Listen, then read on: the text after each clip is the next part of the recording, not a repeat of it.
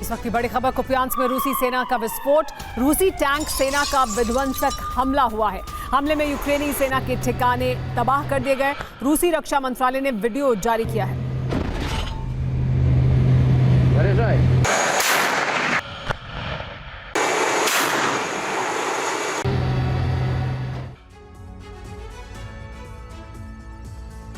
Putin खुद एक secret agent रह चुके हैं, इसीलिए रूस में उनके शासनकाल में खुफिया तंत्र लगातार मजबूत होता गया। यूक्रेन से युद्ध शुरू होने के बाद भी पुतिन कई बार सीक्रेट ऑपरेशन चला चुके हैं। पुतिन के जासूस पूरी दुनिया में फैले हैं और अब अमेरिका और ब्रिटेन में हुए धमाकों से अंदेशा लगाया जा रहा है कि पुतिन एक सीक्रेट मिशन शुरू कर चुके हैं, जिसके तहत यूक्रेन के लिए जिन कारखानों में हथियार बन रहे हैं उसे नष्ट किया जाएगा। पुतिन के प्लान का पूरा खुलासा तो नहीं हुआ है, लेकिन धमाकों का जो सिलसिला शुरू हुआ है उसे जोड़ने पर रूस के एक बड़े प्लान का इशारा मिलता है।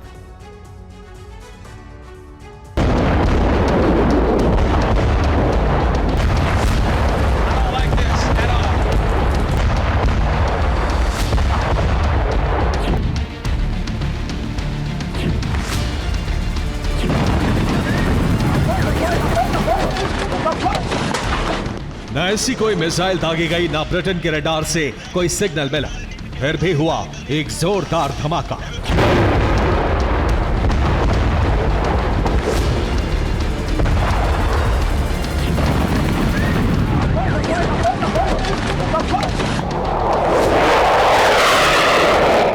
बुधवार को रूस के एक फाइटर जेट ने टेक ऑफ किया।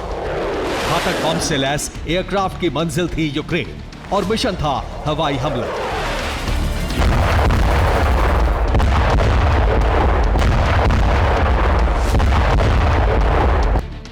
लेकिन धमाका यूक्रेन के बहुत दूर ब्रिटेन के एक बेहद सुरक्षित इलाके में हुआ।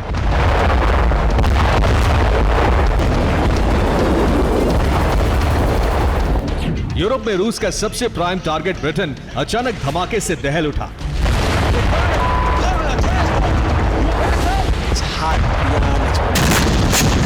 सरकार और सेना में खलबली इसलिए मची क्योंकि ब्लास्ट एक हथियार फैक्ट्री में हुआ।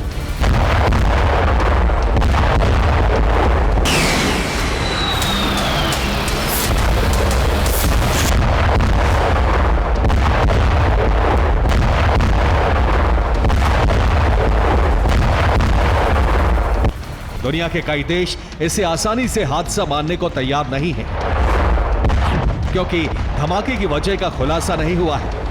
किसी भी कर्मचारी ने गलती स्वीकार नहीं की है। धमाका बारूद के भंडार से बहुत दूरी पर हुआ।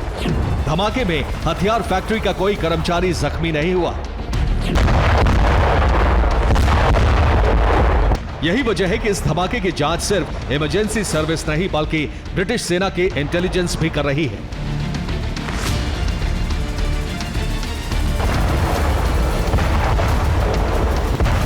ब्रिटेन का इस वक्त सबसे बड़ा दुश्मन रूस है। कई रिपोर्ट्स में दावा किया जा चुका है कि पुतिन ब्रिटेन से बदला लेने की प्लानिंग कर रहे हैं।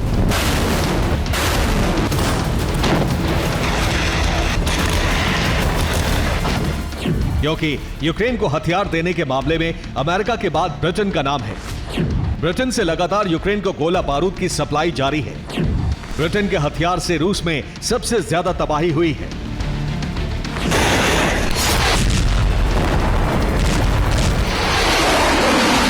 क्रीमिया में धमाके हो या फिर बेलगोरोद में, रूस में ब्रिटिश स्टॉर्म शैडो मिसाइलों से सबसे ज्यादा नुकसान हुआ है।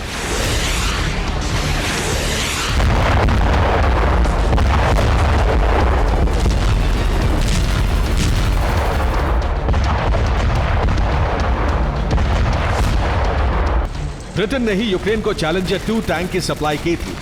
ब्रिटिश टैंक भी रूस के कई सैनिकों की मौत की वजह बना।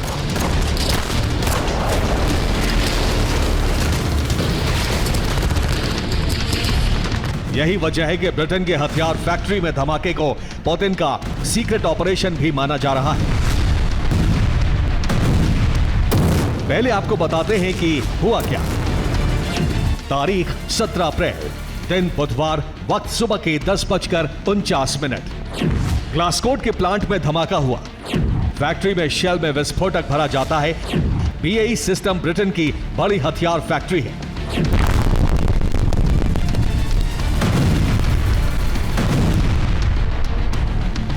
अब सवाल है कि अगर रूस से कोई हमला नहीं किया गया तो फिर धमाके को लेकर रूस पर शक क्यों जताया जा रहा है?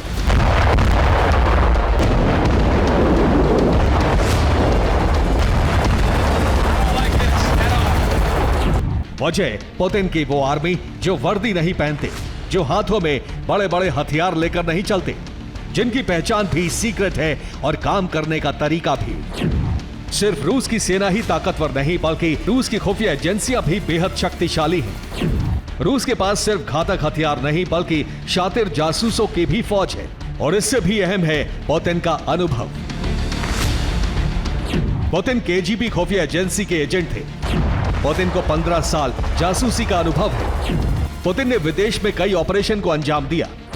पुतिन सीक्रेट एजेंट और मिशन को बखूबी समझते हैं।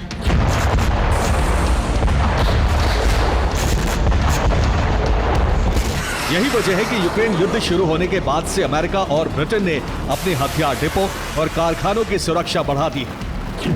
दावा किया जा रहा है कि ब्रिटिश फैक्ट्री में अचानक धमाका भी रूस के खुफिया नेटवर्क का काम हो सकता है। रूस के खुफिया एजेंट यूक्रेन युद्ध से बहुत पहले से पूरी दुनिया में फैले हैं, और माना जा रहा है कि क्रीमिया में स्टॉर्म शैडो मिसाइलों से हुई तबाही के बाद पुतिन ने कई सीक्रेट ऑपरेशन को लॉन्च किया है, जिसके तहत यूएस ब्रिटेन की हथियार फैक्ट्री को निशाना बनाया जाएगा। यूक्रेन को हथियार सप्लाई करने वाली फैक्ट्री पर हमले होंगे। हथियारों के गोदामों को भी रूस के सीक्रेट एजेंट टारगेट कर सकते हैं। रूस पर शक की वजह सिर्फ ब्रिटेन की फैक्ट्री में धमाका नहीं है। कुछ दिन पहले अमेरिका के एक हथियार कारखाने में भी अचानक ब्लास्ट हुआ था। 16 अप्रैल को अमेरिका की फैक्ट्री में धमाका हुआ। धमाके के बाद फैक्ट्री में आग लग गई। धमाके की वजहों का खुलासा नहीं हो सका। यानी यूक्रेन को हथियारों की सप्लाई करने वाले दो बड़े देशों में 2 दिन के भीतर धमाके हुए। दोनों लोकेशन की दूरी बहुत अधिक है, लेकिन टारगेट में जो समानताएं हैं उसे जानकर आपको भी यह संयोग नहीं लगेगा। अमेरिका में जहां हमला हुआ वो हथियार बनाने की फैक्ट्री है। ब्रिटेन में जहां हमला हुआ वो भी हथियार बनाने की फैक्ट्री है। अमेरिका की फैक्ट्री में भी शेल तैयार होते हैं। ब्रिटेन की फैक्ट्री में भी खाली शेल में विस्फोटक भरा जाने का काम होता है। दोनों फैक्ट्री में यूक्रेन के लिए हथियार बनाए जा रहे हैं। माना जा रहा है कि यह रूस के सीक्रेट ऑपरेशन का ट्रेलर है। स्टॉर्म शैडो मिसाइल देने वाले देश से बदले का एक्शन शुरू हो गया है। बदला लेने के साथ ही इस बार उन तमाम कारखानों को तबाह कर देने की कोशिश हो रही है जहां यूक्रेन में इस्तेमाल होने के लिए हथियारों का प्रोडक्शन चल रहा है। Bureau report, TV9 Bharatvarsh.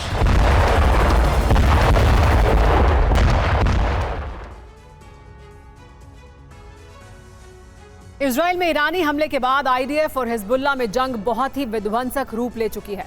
America Britain के विरोध के बाद इजराइल ईरान से बदला नहीं ले पा रहा है। इसीलिए अब इजरायली सेना ईरानी प्रॉक्सी हिजबुल्लाह को मिटाने के लिए लेबनान में भीषण बमबारी कर रही है। लेकिन इस बीच इजराइल में एक सर्वे हुआ है। इस सर्वे में इजराइल के लोगों ने जो कुछ कहा है उससे नेतन्याहू और उनकी सेना के सामने अब तक का सबसे बड़ा संकट खड़ा हो गया है।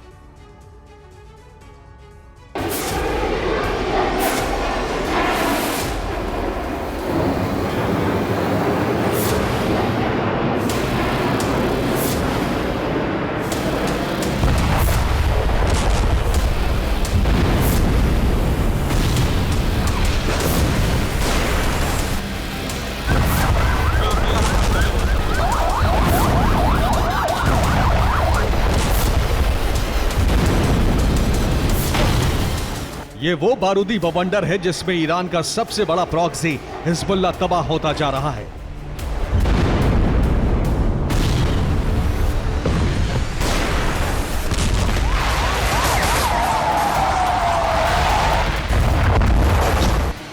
इजरायली धरती पर ईरान के हमले के बाद इजरायल ने ईरानी प्रॉक्सी के खिलाफ बहुत बड़ा ऑपरेशन लॉन्च कर दिया है।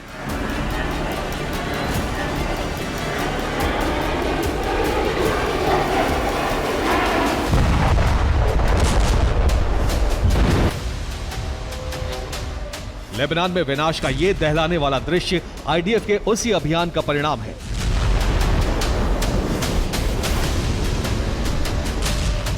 24 घंटे के अंदर इजराइल ने हिजबुल्लाह के ठिकानों पर जबरदस्त स्ट्राइक की।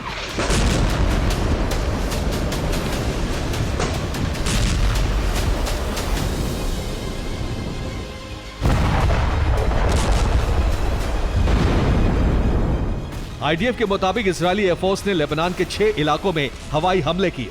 टारगेट पर हिजबुल्लाह के ठिकाने, missile launch site, rocket launch pad और एयर डिफेंस सिस्टम थे। इजरायली हमले में हिजबुल्लाह को बहुत बड़ा नुकसान पहुंचा है। उसके कई ठिकाने और मिसाइल लॉन्च साइट तबाह हो गए। उत्तर पूर्वी लेबनान में भी इजरायली एयरफोर्स ने जबरदस्त बमबारी की। यहां आईडीएफ ने हिजबुल्लाह के एयर डिफेंस सिस्टम को हिट किया। हिजबुल्लाह के कई एयर डिफेंस तहस नहस हो गए।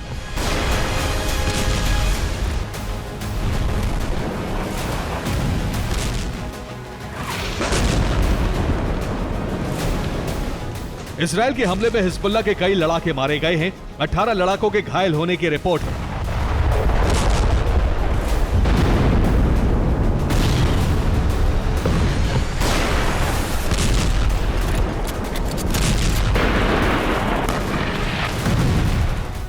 इजराइल ने हिजबुल्लाह के ठिकानों को इसलिए तबाह किया क्योंकि हिजबुल्लाह ने इजरायली सैन्य बेस को फिर से टारगेट किया।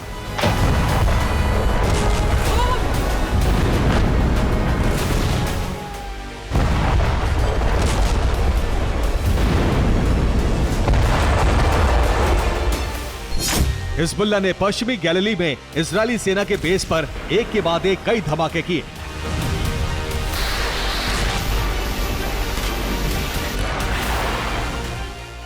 इतना ही नहीं, हिजबुल्लाह ने इजराइल के मिलिट्री साइट पर ड्रोन से विध्वंसक हमला किया। हमले में आईडीएफ के कई सैनिक खत्म हो गए।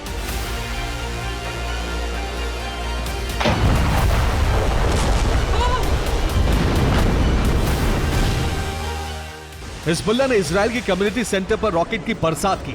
हमले में 14 लोग घायल हो गए।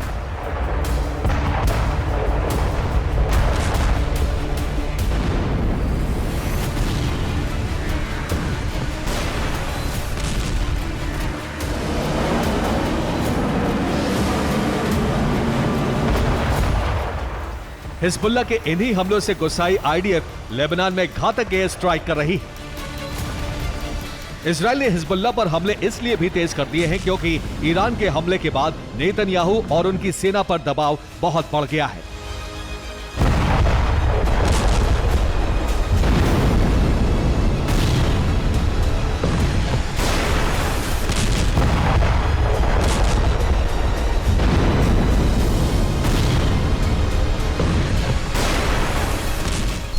नेतन्याहू के कई मंत्री चाहते हैं कि इजराइल ईरान से बदला ले, ईरानी धरती पर हमला करे। इजरायली वॉर कैबिनेट भी यही चाहती है। लेकिन नेतन्याहू के सामने मुश्किल यह है कि अमेरिका और ब्रिटेन ईरान के अंदर हमले के पक्ष में नहीं है। ईरान पर हमले के लिए इजराइल को अमेरिका और दूसरे पार्टनर देशों की हर हाल में मदद लेनी पड़ेगी। ईरान और इजराइल के बीच 1500 किलोमीटर का फासला है। किसी भी तरह के हवाई हमले के लिए इजराइल को जॉर्डन, इराक और सीरिया के हवाई क्षेत्र का भी इस्तेमाल करना पड़ेगा।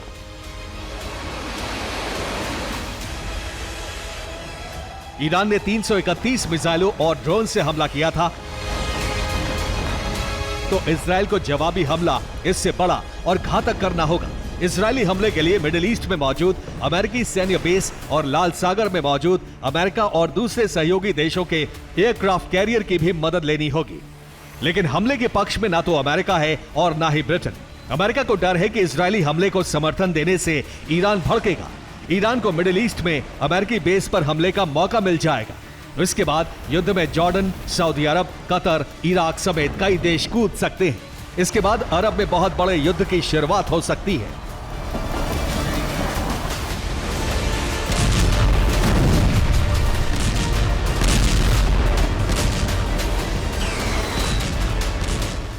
नेतन्याहू और उनकी सेना के सामने सबसे बड़ी चुनौती उनकी जनता बन गई है। इजराइल के लोग भी नहीं चाहते कि इजराइल ईरान पर हमला करे।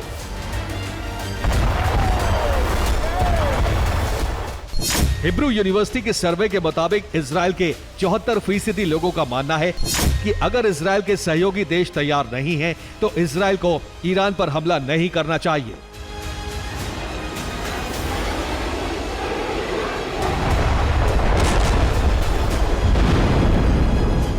मतलब ये कि नेतन्याहू पसोपेश में है, फिलहाल ईरान पर हमला नहीं कर पा रहे हैं। इसीलिए ईरान के सबसे बड़े प्रॉक्सी संगठन हिजबुल्लाह की कमर तोड़ने की कोशिश कर रहे हैं।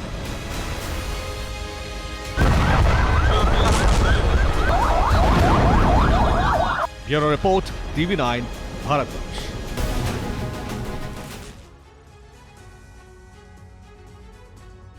AI यानी आर्टिफिशियल इंटेलिजेंस का आविष्कार इंसानों की जिंदगी आसान बनाने के लिए किया गया था, मगर अब इसी AI की मदद से रूसी डिफेंस यूक्रेन में बारूदी कोहराम मचाएगी, यूक्रेनी सेना के जवानों का लहू बहाएगी और यूक्रेन पर रूसी झंडा लहराएगी। दरअसल रूस ने मानव रहित सेना की ऐसी टुकड़ी तैयार की है जिसमें टैंक, ड्रोन से लेकर लड़ाके तक शामिल हैं।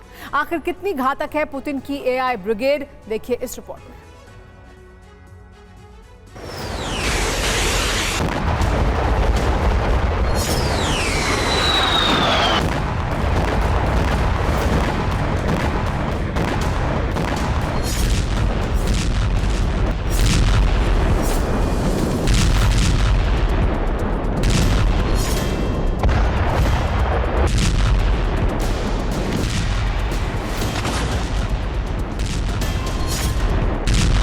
बीते 2 साल में यूक्रेन के कई बड़े शहर रूस के बारूदी प्रकोप में खाक हो चुके हैं।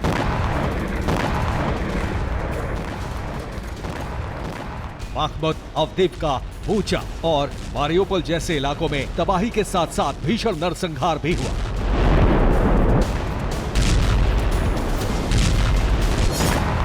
वैसे तो यूक्रेन के इन शहरों पर रूसी ब्रिगेड ने विनाशक हथियारों से प्रहार किया,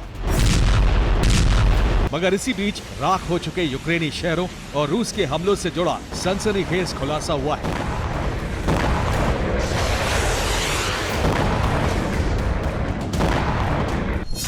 वो ये कि रूसी डिफेंस ने AI आर्मी के जरिए यूक्रेनी इलाकों में तबाही मचाई, आर्टिफिशियल इंटेलिजेंस से चलने वाले हथियारों का इस्तेमाल किया, जिनमें रोबो टैंक, ड्रोन और AI से ऑपरेट होने वाले कमांडो शामिल थे।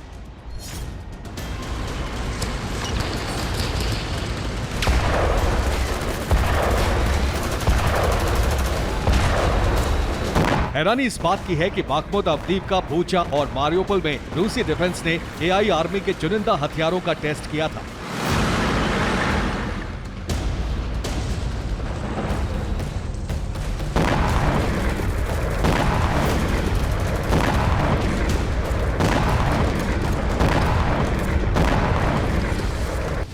मगर अब दावा किया जा रहा है कि जल्द ही यूक्रेन के खिलाफ पुतिन की AI सेना अब तक के सबसे भीषण मिलिट्री ऑपरेशन का आगाज कर सकती है।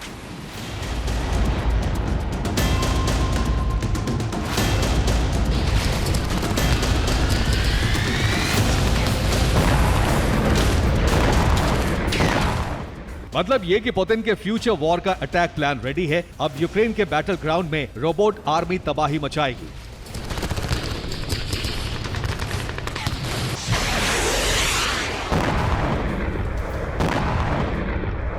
रोबो ब्रिगेड यूक्रेनी लड़ाकों का खून बहाएगी। इसके अलावा रूस की ये मानव रहित सेना यूक्रेन के सैन्य ठिकानों और मिलिट्री बेस को भी निशाना बनाएगी।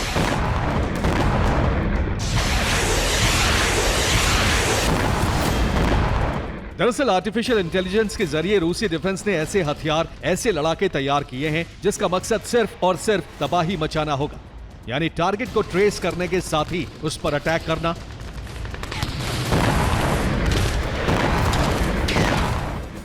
दावा तो यहां तक किया जा रहा है कि AI आर्मी के लिए रूस ने AI कंट्रोल रूम भी तैयार किया है, जहां इंसान नहीं बल्कि मशीनों के जरिए रोबो टैंक, ड्रोन और लड़ाकों को लड़ने का ऑर्डर मिलेगा।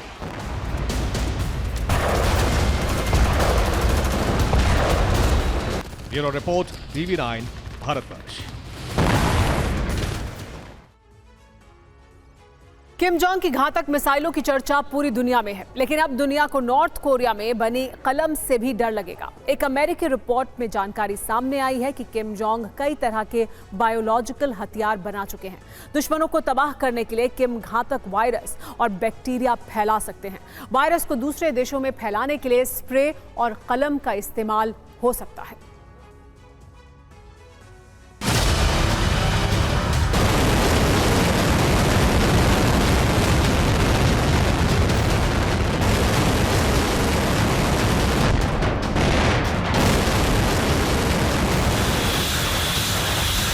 एक तरफ पूरी दुनिया के सामने मिसाइलों की ताकत का प्रदर्शन, तो दूसरी तरफ सीक्रेट तहखानों में तबाही लाने वाले अदृश्य हथियारों का प्रोडक्शन। नॉर्थ कोरिया अपने दुश्मनों को बारूद से भस्म करने के साथ ही किसी भी देश को गंभीर बीमारियों से तड़पाने की तैयारी भी कर चुका है। अब दुनिया किम की मिसाइलों से ही नहीं बल्कि नॉर्थ कोरिया में बनी पेन से भी डरेगी। रिपोर्ट के मुताबिक किम के हथियार कारखानों में ऐसी कलम तैयार हो रही है जो हजारों लोगों को तड़पा तड़पा कर मौत दे सकती है।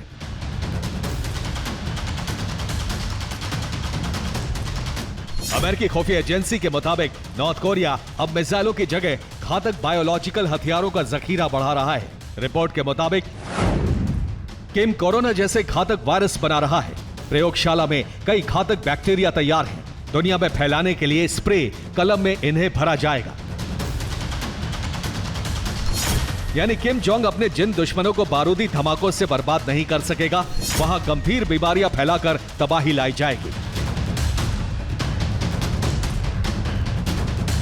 बार बार एटम बम की धमकी देने वाला किम जोंग विध्वंस की ऐसी खौफनाक तैयारी कर रहा है जो बेहद डरावना है।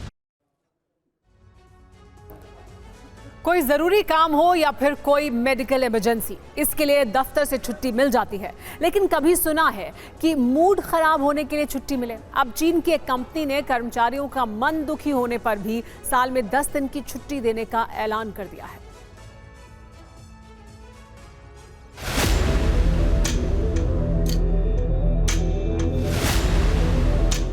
आजकल चीन की एक कंपनी की sad leave policy social media पर खूब वायरल है, जिसमें सालाना मिलने वाली छुट्टियों के अलावा 10 दिन की अनहैप्पी लीव भी मिल सकती है। खास बात यह है कि एम्प्लॉयर का मैनेजर उसे रिजेक्ट भी नहीं कर सकता, यानी अप्रूवल देना ही होगा। साथ ही अगर कोई कर्मचारी दुख की स्थिति में काम करने आता है तो उसे कंपनी की तरफ से 5000 युआन दिए जाएंगे। इसके अलावा अगर कर्मचारी को ग्राहकों के गलत व्यवहार का सामना करना पड़ता है जिससे उसका मन दुखी हो जाता है तो भी 5000 युआन दिए जाएंगे। सैड लीव और ऑन स्पॉट दुखी भत्ते की पॉलिसी चीन की कंपनी यू डोंग लेकर आई है। सुपरमार्केट इंडस्ट्री में इस कंपनी की रिटेल चेन है। 1995 से शुरू हुई कंपनी के हेनान प्रोविंस में ही 12 स्टोर है। यू डोंग कंपनी के मैनेजमेंट का कहना है कि कर्मचारी उनके लिए एसेट की तरह है।